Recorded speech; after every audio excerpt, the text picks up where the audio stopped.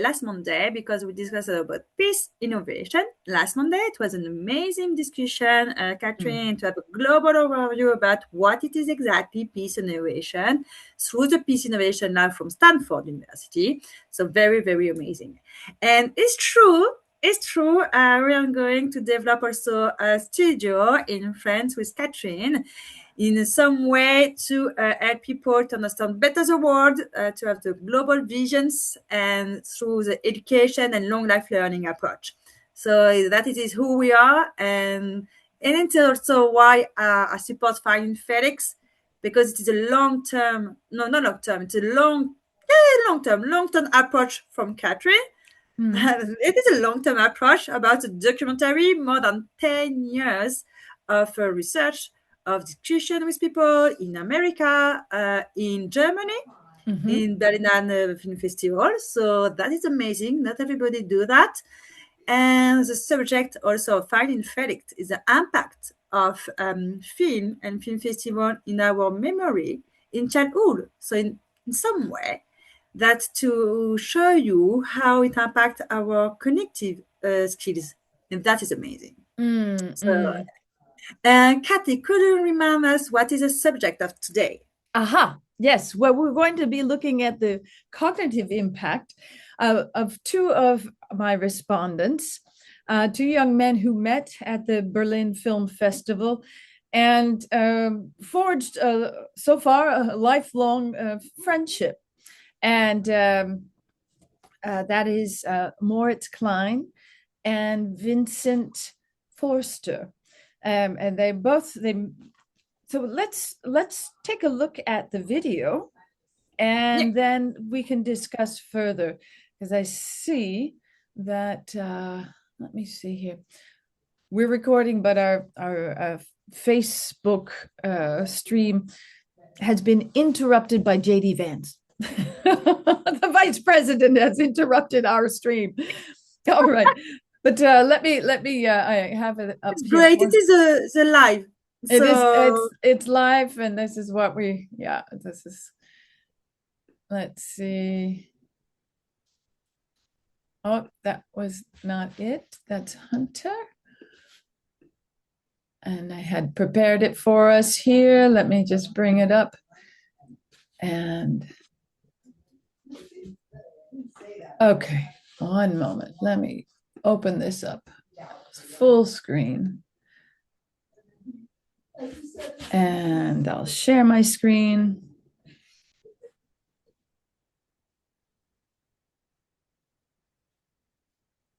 Let's put the two of us in there. Full desktop.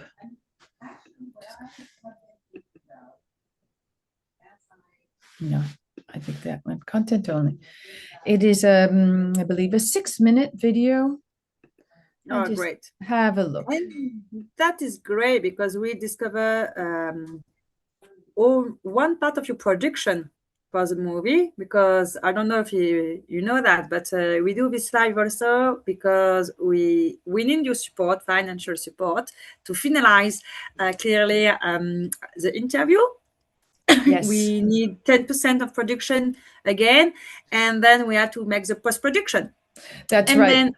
And then make a screening around the world, in our country, in US, in Europe, but also in Latin America, Africa, and Asian area. That it will be amazing, to be fair.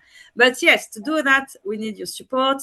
So I am so happy we give the opportunity to our audience to see some information, some video that you make, Catherine, and that is just amazing. Thank you so much to share that with us. Yes. And do you see the screen? What do you see on this? What do you see? I see Finding FELIX character portrait, Moritz Klein and Vincent Forster, Berlinale, young journalist and jury member, interviewed 2011 and 2019. That's wonderful. Thank you very much. Let's start it.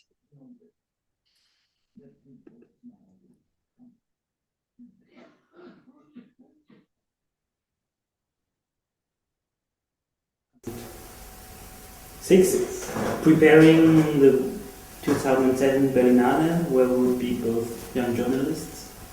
because he was 15 and I was 13, so I was in the children's jury and he was in the youth jury. Yeah. We took the S-Bahn together to go home after the first meeting, and we said, what do you think about this year's films? I think this one will be interesting. The festival, especially the Berlinale, is always different. It was always important to me, and I learned a lot about different countries, about different cultures, meeting creative people and exchanging opinions and discussing, and there was always something that helped me in my way of thinking to broaden my horizon, to get to know more things, and I really hope to be part of that for a long time. And Moritz was there at St Andrews, and so I decided eventually to go to St Andrews as well. Studied Arabic and international relations, did film studies as well for some time, but dropped it because it was too theoretical for me. It wasn't filmmaking. It wasn't filmmaking, it was very kind of basic film understanding and analysis, and I thought that was really ridiculous. I mean, I might think about it differently today, but back then I thought it was ridiculous. I think it was a Gaza war going on, and I had friends in Gaza, and you know, I was interpreting and analysing a scene from Shakespeare in Love, and you know, it all seemed very irrelevant and very far from reality to me. But because I studied Arabic, I kind of pursued that, like going to places in that world. And while I was living in Egypt, I had loads of holidays because I was working in a school. So I went to Lebanon, and Turkey, Jordan, Israel, Palestine, and then I did a semester abroad in Morocco. And then during the summer I went to Sudan and worked at the Goethe Institute there. So kind of loads of different experiences in that Arab-speaking world. So I hope that one day maybe it's totally normal to have on one day a film from India, a film from China, and a film from Malawi, and where everybody just goes there and thinks, let's see how it is, let's try, let's discover, and that we have a more diverse film industry. Because it is very diverse, but in the end, the main audience cannot take profit of it, and that would be great if it could change one day. That's something I wish for the future. Moritz, back to The Color of Milk. Are there some recurring images, and have they influenced decisions you've made?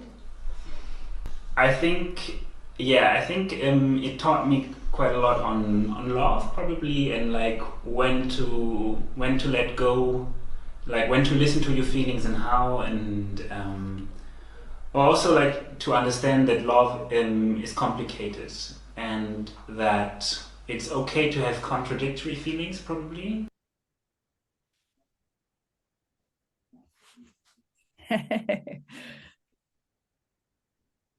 It's lovely.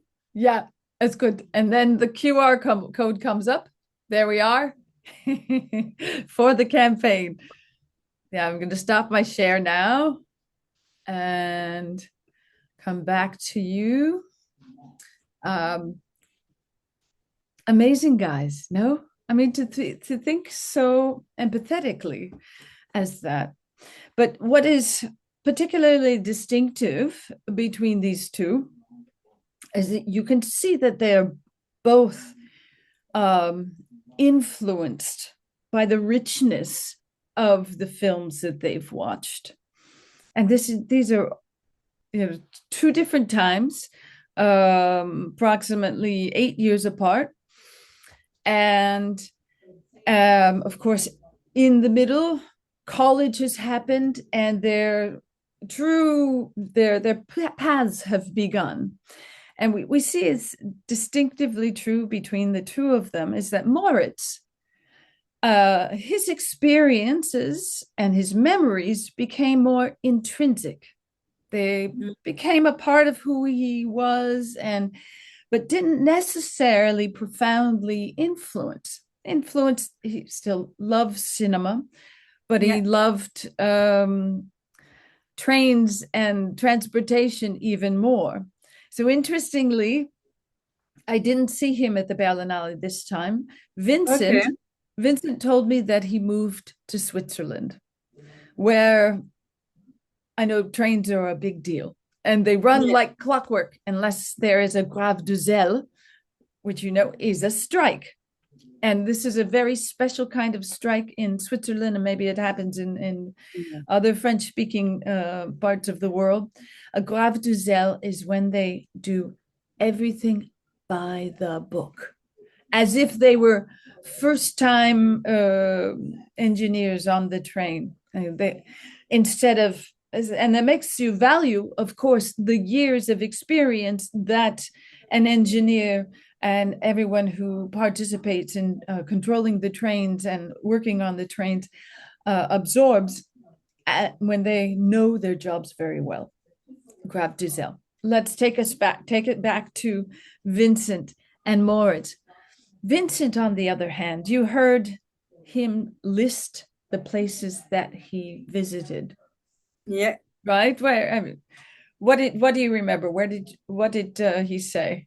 Where are the He places? said that he learned Arabic and he visits many countries where they speak Arabic, and like Morocco, and is what we understand it is links the movie he see during his childhood and decided to learn this language. So, and not only to learn, but also meet, discover some countries where they speak language. So it give him as the desire in his body to understand more this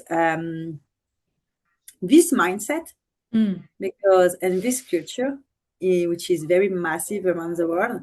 So that it's amazing for me because we discover that how going to a film festival can have a huge impact also on your decision to learn a language and to be more linked to a culture, even if it's not your native culture. Mm. So, and that for me is just amazing. So, yeah, it's linked to the cinema because we can have different movie from the world. And today with technology, we can see plenty movie, not only in film festival, because film festival is very specific time, but we can see movie industry today with technology and learn more about this culture. So that is good. Yeah. I mean, it's very amazing to see that and the impact of the movie. So And this is what Vincent has embodied. And I see him now still every year at the film festival, but now he is, well, he went from directing the cinemas and now he is selecting short films for the section and arranging technology. He's making the short trailers for the section. And he's quite immersed. And then so in the off time, then he also does his own film work. And so this is what David Pillamer calls a directive memory. When enough of those memories have gathered like memories and they begin to create instinct. So then his independent learning has been engaged and he's creating his own pursuit that was sparked by what he learned through cinema at the film festival as a child. and to be fair, it is what he explained, and I write it to be fair, Okay. to remember exactly the word he used. He said, "Help me my way of thinking." Yeah. And when he said that, I say, if that is so true, it is exactly the words. It's help each of us, our way of thinking. It is our own personal way, own personal journey of thinking, and the development of our also who we are clearly. So Yeah. wow, exactly the right expression and the right things to explain also what is finding Felix, because it is the aim of your documentary, Catherine. I'm sorry, I don't say Cathy because I prefer to say Catherine than Cathy, I audience. like the way you say Catherine, and I use them both interchangeably, and I agree with you because Catherine has a short A sound and Katie has a long A sound, and the way you pronounce Catherine is beautiful, and I like Yeah, it. So so continue, yes, please. it's for our audience just to no, it's a catchy, but me, I call her Catherine. So yeah, it's just that amazing for me. And another expression I write, I don't remember who said that. It's let's try, let's discover. And that was Moritz. Okay, it is Right? Moritz who said that. Yes. Yeah, and it's exactly also what is happening. It is even if we don't know, okay, we try and discover and make any judgment before any perception, and try to reduce our bias also, because we have bias. So for example, with some people, when we say, okay, I will see a Persian movie or an Hollywood movie come from Nigeria, some people sometimes, oh no, it will be not a very lovely movie or something like that, or there's some, yes, bias about this kind of culture. Well, they never see a movie or film. Right. So then, so for me, it's very strange to when I discuss with people, because it is okay, but why you make a judgment about this kind of movie? Because you never see them, you never see this kind of movie, so you have no idea about what it is. And even if the first time you go to see a movie from one country, so you try, you discover, and you can not appreciate the movie, but the movie is only one type of movie. So maybe it will be another movie, is another style. So not romance, but probably documentary or nothing. Probably you will appreciate. So you'll find something that's at the intersection of two different kinds of genre. Yeah. Exactly. Yeah. So I really appreciate also this expression. Let's try, let's discover. So and that is important.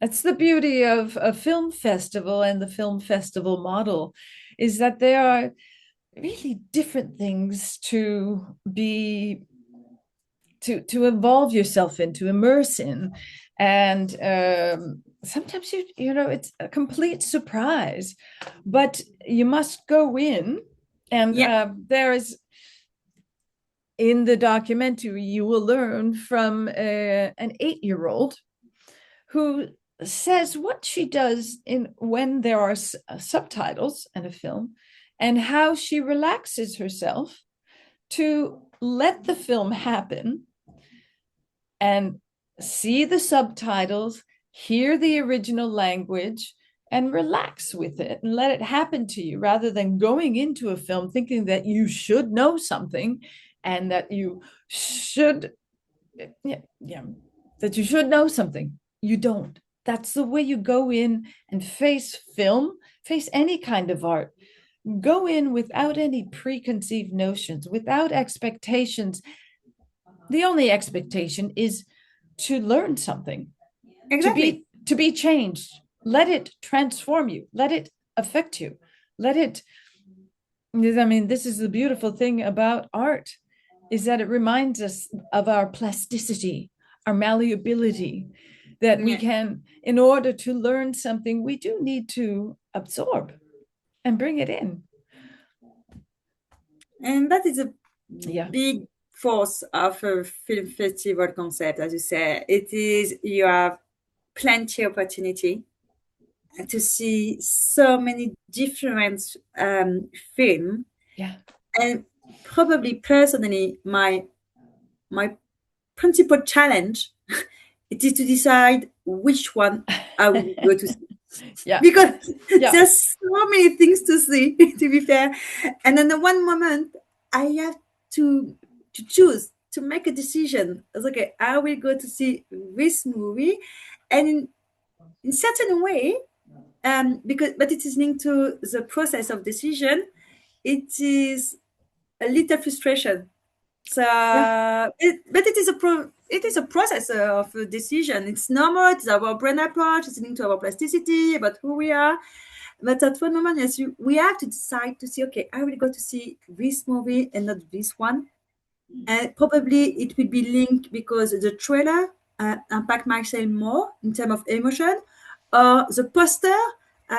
As All so of these it's things. all of that. So when we discuss about art, so when you say, Catherine, it is on your body, it is all thing, because when we speak about film, but it's the same for all art, it's not only the film we see in a cinema, it also all thing around the music, so the poster, the trailer, and that has an impact in our perception Yes. before to go to see the film.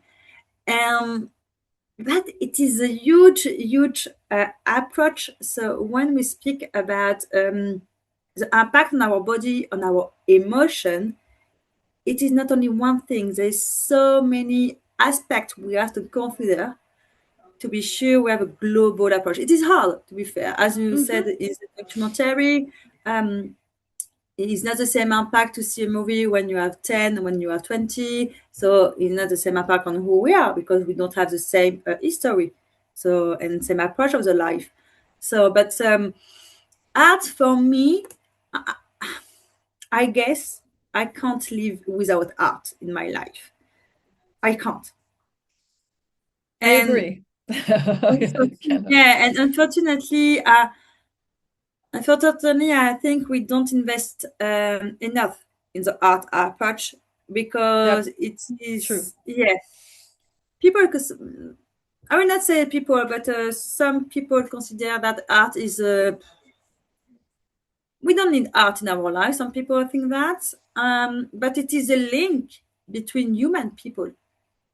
It is what it creates emotion on us. So how can live without art? How can live without take a photo? Because photo, it is art also. Even if it's your point of view for a moment. Yes, in so time, a capture of a moment in time. Yeah, it is a capture of one moment at one time at one thing, and you would be never the same person on the future. Never.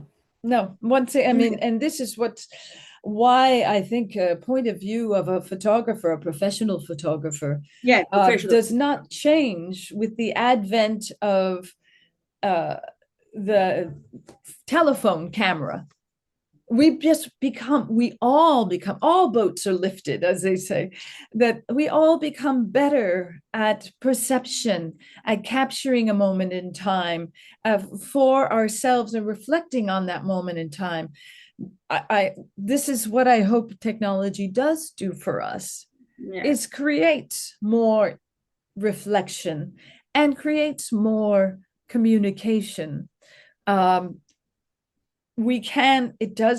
Can compress time so that we can do more, but we can also stop to use it. I know a lot of people, don't use it one day a week at least. And I think that's a really wonderful protocol for one's life, is to have a day completely off of technology and be out in nature solely, right? And create. And create something with our hand, with our body, so without thinking. So we can write, we can dance, we can practice a DIY approach. And not probably everybody, but I am in innovation area, okay? And when I do workshop with the team of my customer, the first thing I ask them when I do the workshop, it is to give me their mobile phone.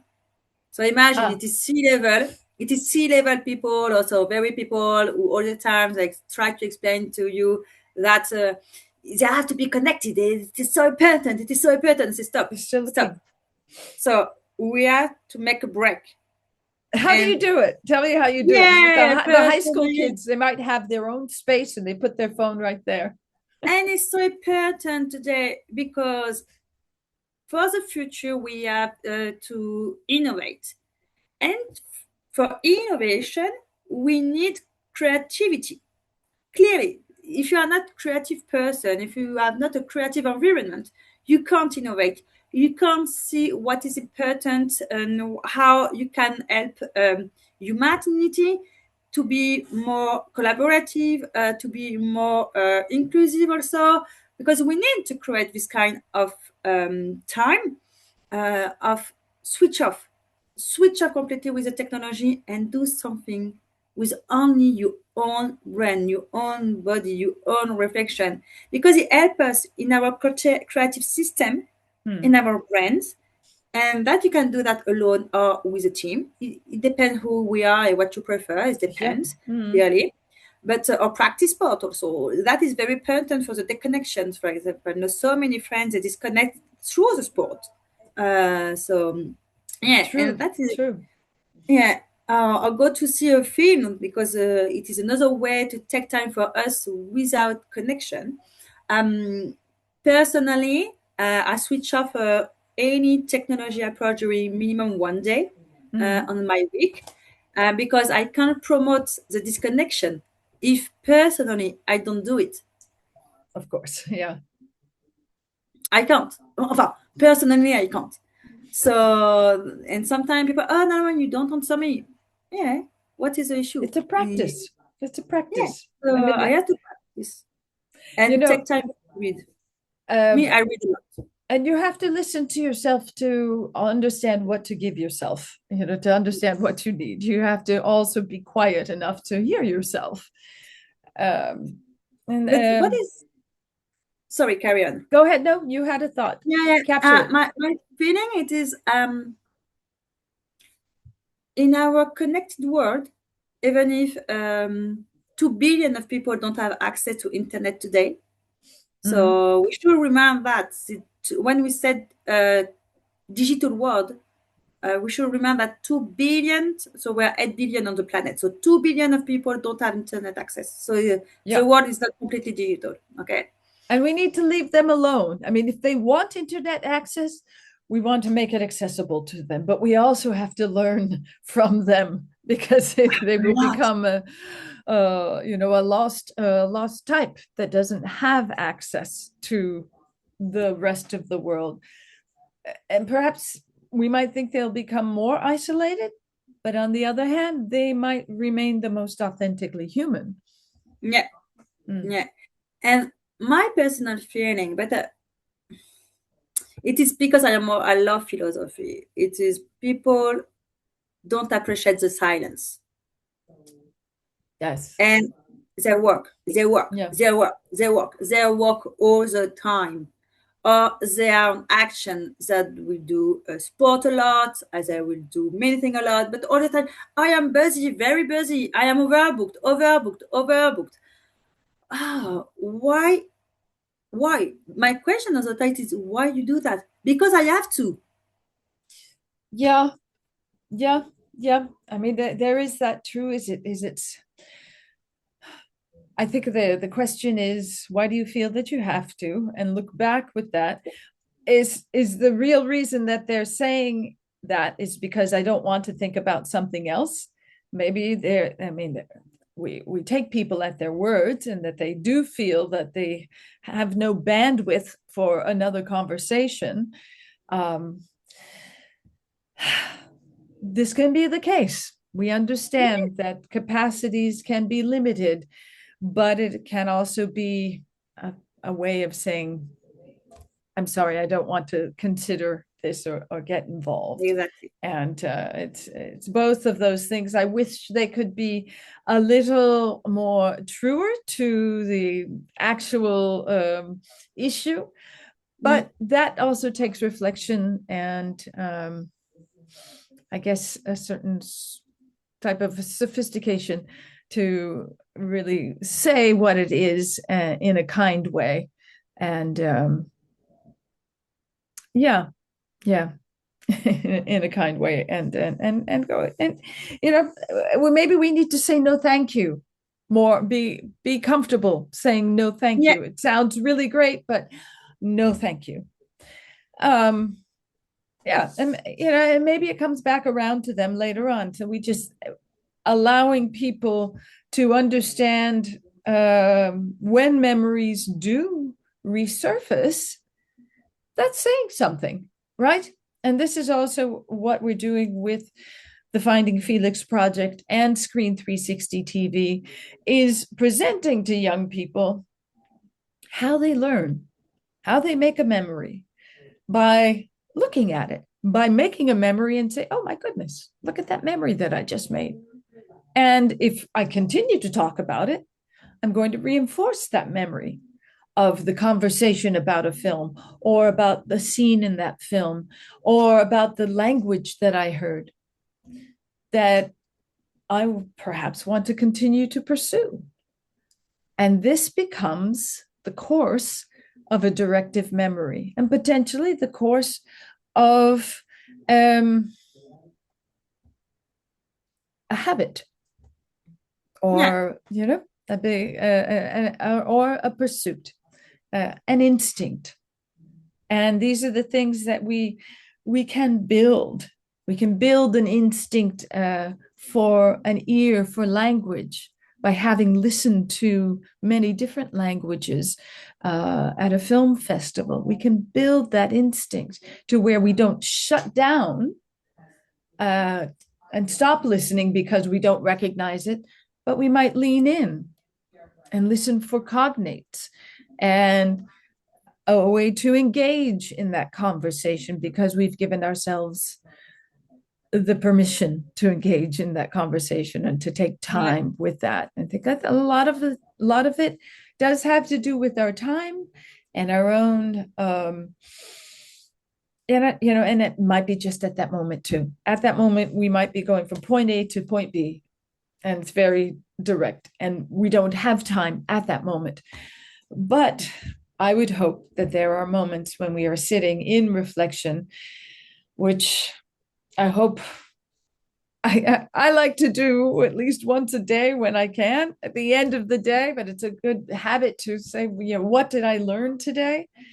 I remember one of my coaches at the D school said that, what did I learn today? And that's what you write in a journal. 2 things, 1 thing, and let things rise to the surface so that perhaps our memory exercises. We exercise our memory on a regular basis. And of course, Dr. Pillemer says we're using our memory all the time, of course, and to execute things today.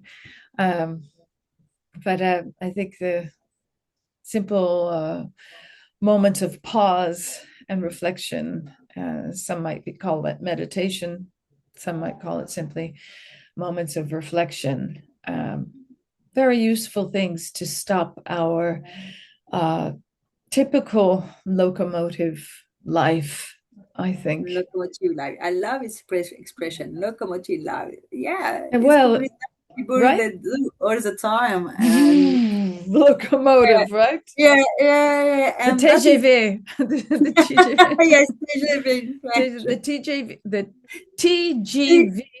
Transgrande vitesse. Transgrande Yes. vitesse.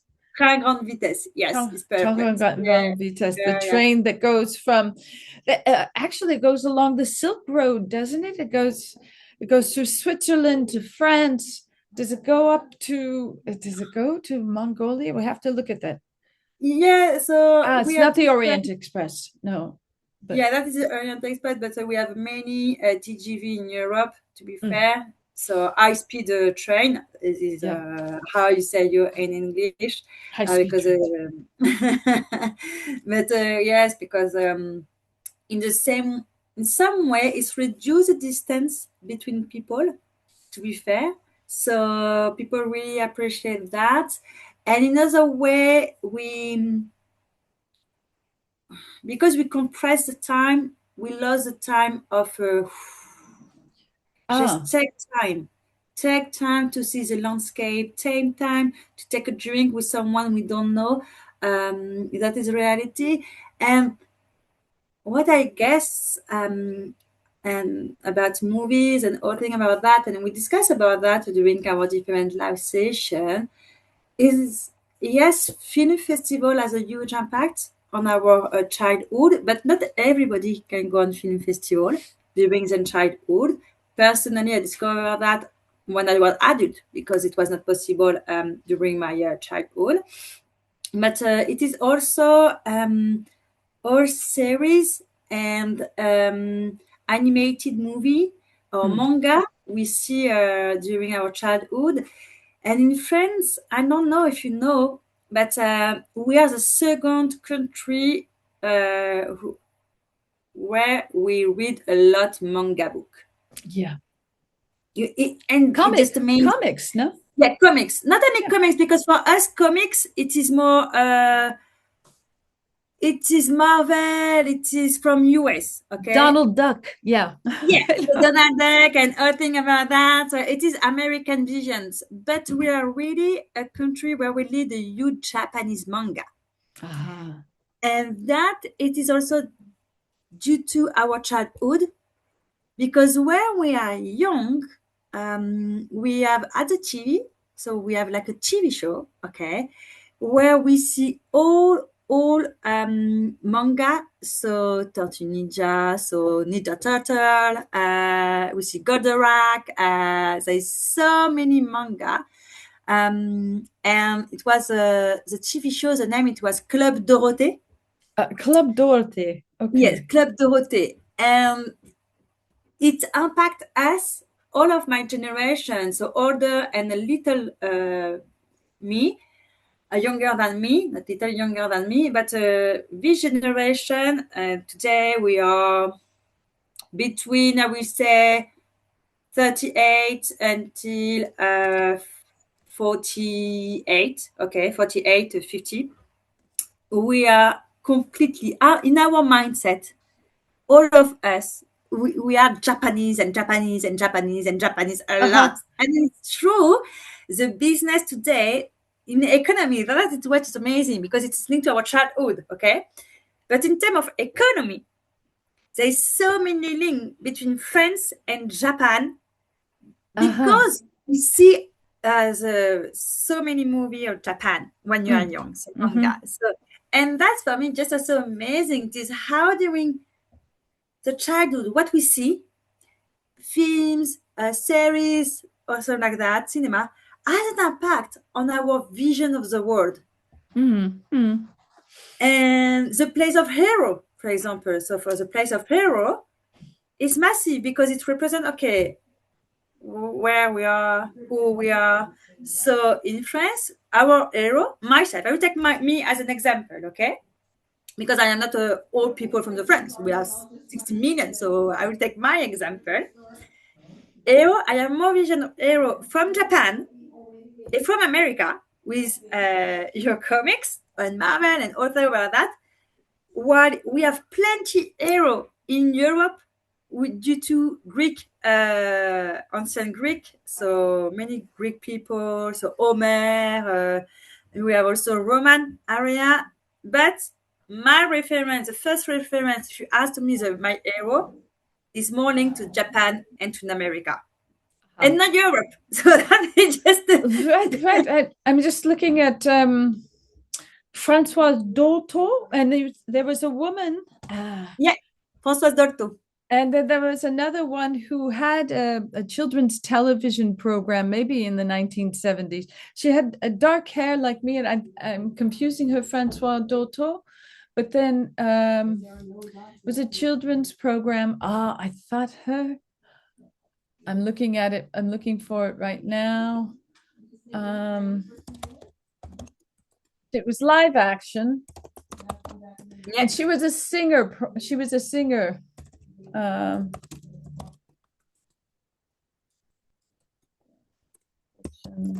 70s maybe.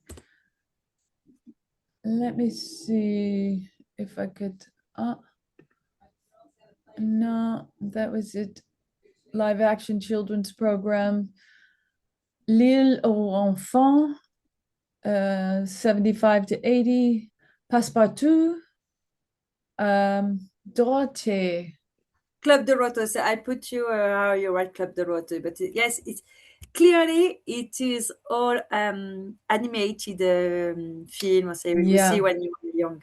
Mm. We see that and a lot of things about your Marvels and Walt Disney. So, but it creates our vision of the world. And when I discussed with my some of my friends yesterday, we take time to take a back, okay, put us on meta approach, and it was the first time he realized that his vision, because it is a mad guy, his vision has created like more American area visions compared to Chinese vision or Indian vision, Yeah. because Yeah.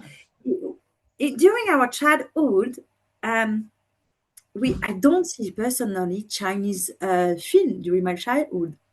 So it was kung fu, but it was produced by Hollywood, so it's Yeah. different. But it was not official Chinese movie. So and he told me, yes, no, you are right. I say, yeah, we are, and it's the same for everybody. We are, how can I say that, constructed. Our brain linked to the screen we see, linked to the image we see, linked to the emotion we lived during the projection. Mm. That's why I find in FELIX. It's very amazing documentary because you demonstrate exactly through your research that there's an impact on our Right. memory, on our directive memory, on our cognitive skills. Because, yes, to develop the curiosity, to develop empathy. It's It's not such a your parent. simple solution, isn't it? And yet we only do it. I mean, this is why Screen 360 TV focuses also on the teachers, not just the young audiences, but the teachers together. And we recognize that sometimes for cinema, for some, they see it as an elite art form. It's the most accessible art film, or accessible of arts, because it can cost less than $10, €10 to buy a Yeah, ticket. it's And oftentimes with school groups, you can get a complete discount on that. But so it's very accessible, yet we have not informed ourselves about it, because we may think that international film is elite, and this is something that each individual has to quell in themselves, to think that something is outside of their reach. You should feel invited to the cinema. The cinema welcomes all, and a film festival welcomes all. There may be conversations that you think that you cannot participate in, but you continue to go and develop your confidence in your own instinct and your own voice to respond to films. And this is what happens. There's a really wonderful unconscious thing that happens when you're watching a film. I know, for me, a wonderful film is one that captivates my conscious state and allows my unconscious state, my dreams, to just go and do something else. And this is a wonderful effect of and I don't know what it's called in cognitive psychology. That's another study. But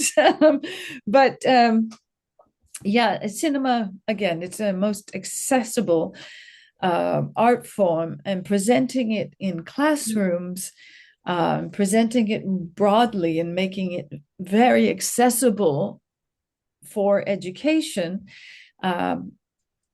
it's there. And we invite educators to feel invited, to feel welcome, to come with me to the film festivals, see the films that I recommend from film festivals, and present them with me together, and potentially with another remote classroom whose teacher you can also learn from.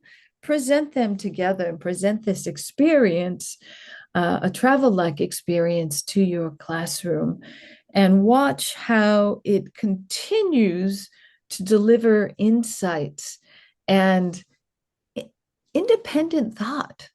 This is what we want our learners to engage and feel comfortable in. It's in their own independent discovery, and to begin to form their paths of instinct and drive that they go after, their purpose.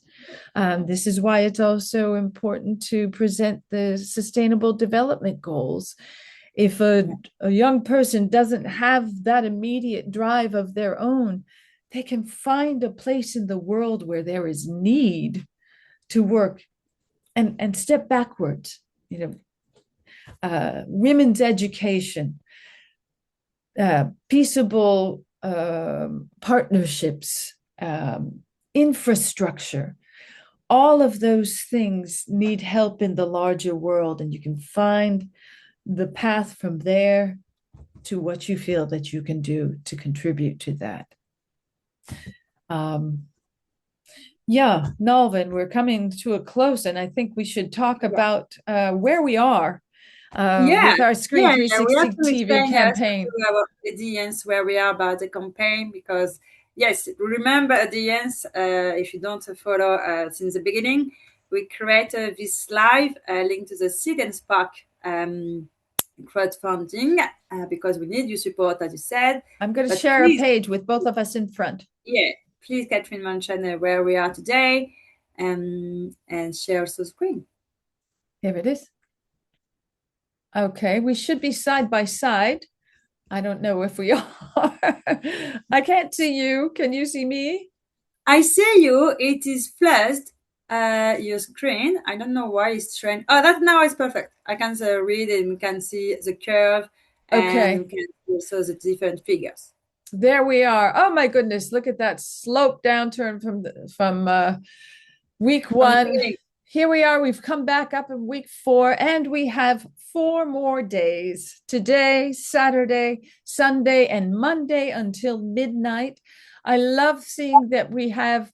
There's Marseille, Pinot, thank you, and Santa Barbara, yay! Union City, United Downs. I don't know where that is in the UK, but I'm going to find out.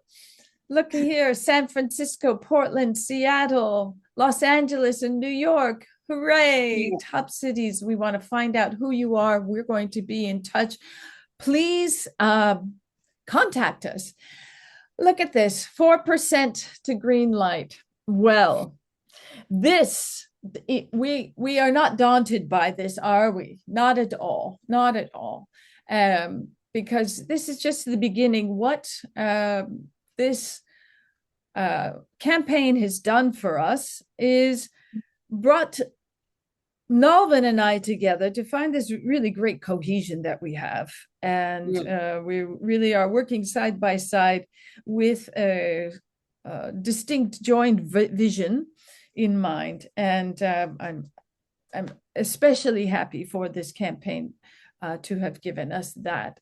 And secondly, it has exposed a population to our research, and through our updates, you've seen some of the Finding Felix research. You have not seen a lot of what we've done from 2011 to 2024, a little bit of the NSF research, but there's so much more, including wonderful continued research or interview with Vincent and Moritz, and further with next week we'll look at the Rabawi kids, the Rabawi crew. Aisa and Kahina Rabawi grew up together making documentaries and learning languages, and with their father scheming the große Reise, the big journey. And they were studying Arabic and English and Spanish. And they're just wonderful, incredible kids. And I think I captured them over the last 15 years the most. So I'm looking forward to Monday and presenting the Rubbery Crew. That'd be great. Let's see, Bill Delzell looking at the future of the past, looking a little bit at my past and protest with the United Farm Workers in 1968, and we were captured by an unknown photographer. And my friend Bill Delzell, a commercial photographer, presented these photos to me just when he came across the collection that didn't have a photographer. There was an unknown photographer. He had so much empathy with this lost photographer that he set out to find the photographer and launched a Kickstarter campaign that went viral. All the news and the press picked up on it to help him find out who the lost photographer was. And they think they have the person. So we have to wait for that news. So stay tuned. Yeah, that's amazing how people collaborate also for project, and that's for me to see that. Oh yeah, there's the picture. There's the picture. There's the picture from 1968. Lulu Grimm. We will catch up to Lulu. The last time I spoke to her, she was rock climbing. She is still the embodiment of Pippi Longstrump. And this is it's a directive memory for sure. She's a real, as we would say in old American parlance, a real go-getter. And she's very energetic and driven. And this is a young woman who recognized the courage in Pippi Longstocking, and she recognized that she's strong and she can do what she wants to. It's you true. have to listen to that. Hunter Hampton. So look at this guy on roller skates. Wasn't that great? He showed us how to capture momentous events through the right lens, and how to quiet yourself, to allow those things, allow to your whole body as an instrument to find the right image and frame and capture it through the right lens. It was really a thrill. And I look forward to doing more work with Hunter and his wife, Dana, as they expect their first child together. Yeah, it was amazing. Interview with it. There he is again on roller skates. That's wonderful. And there we are. We're talking about dépaysement. Such a wonderful concept. I want to wish you all dépaysement. That's a moment of a little bit of disorientation when you're taken out of your comfort zone. And this is something that we should all trust ourselves to do more often. Get out of our comfort zones and find a place that we can look back at our comfort zone and have some objectivity about what that place is, right? And to be able to say it like Norman says, the wonderful word is Norman? Dépaysement. Oh, listen to that. Dépaysement. He has a right accent, to be fair, when you say it. But that's good. Beautiful. Yeah, he has a right accent. I'm so glad. And Muhammad Ali Talebi. It is really beautiful. I want to play him because it's very short. I was able to take this wonderful interview with the director of the first Iranian film that I ever saw. And it was at the Berlin Film Festival, a film called The Boots from Muhammad Ali Talebi. So it was a particular joy for me to talk to the man who gave me the first window into Iran. And this morning, I wrote a little bit sadly to colleagues in Sweden who direct the Malmö, direct the M-Brain program in Malmo for funding films for young audiences. And you see something like this in Europe that already organizes and recognizes the issue and the space with great focus in intellect and financing. But I said to them, like the Iranian filmmakers of the 1990s, who gave us an insight to a shuttered Iran at the time. They did it through children's media. And I feel that Finding Felix and the Screen 360 platform is aligned with these Iranian filmmakers who continue to show us the inside of Iran so that we learned about it for the first time and knew that there were similar truths inside our country too. Continued the communication that cinema allows. And I'm afraid in the United States, I know there's such a powerful independent communication, but it might be that our country begins to shutter in the next remaining 2 years. And so we are looking for that international co-production support to make Finding Felix as the research and evidence, and Screen 360 TV as the international implementation of a place to have these conversations where young people who may not be able to get out into the world to an international film festival or to travel abroad can meet their international peers on a platform, watch a film together, and discuss the film and their lives in real time, and go away with the sensation of having met each other at a square someplace in the world. So this is what I hope. And let me play Muhammad Ali Talebi and listen to what he tells us. رویاهاتو از دست نده. لنگستن هیوز. Royohato az das nati means hold fast to your dreams. And he was quoting our poet laureate. I think he was a poet laureate, but he was a beautiful poet, Langston Hughes.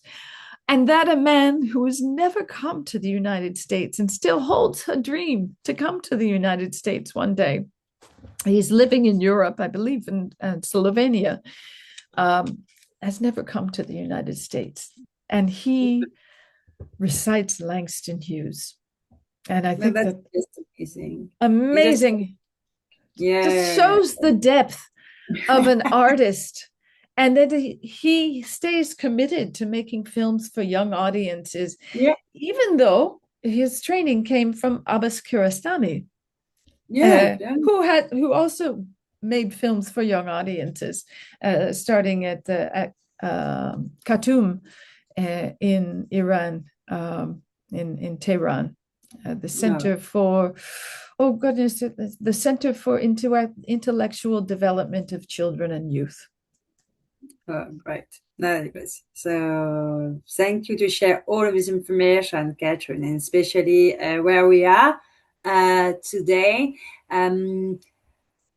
We think, I would say you and I, we think, and Diane, that with Catherine, we not achieve our aim. That is probably true, because we still have 4 days. Friday, 4 days. Friday, Sunday, Saturday, Sunday, and Monday. So I can't say it's impossible. All things is possible in the life. That's right. All things possible in the life. We never know. We never know what's happened during 4 days. So probably we achieve our aim with Catherine. So whatever has happened, yes, please, screen, yes, in your front. Yeah, that is perfect. Perfect. So please, use your mobile, make the QR code. It is to indicate us your own personal memory. What is your first film you see not in your native language, and why? So it will help us for the research, because we carry on the research, and that is very important for us. It's not a shot, one shot. It is for a long term approach, and that it is, as I said, for Catherine, it is more than 10 years. She worked on that.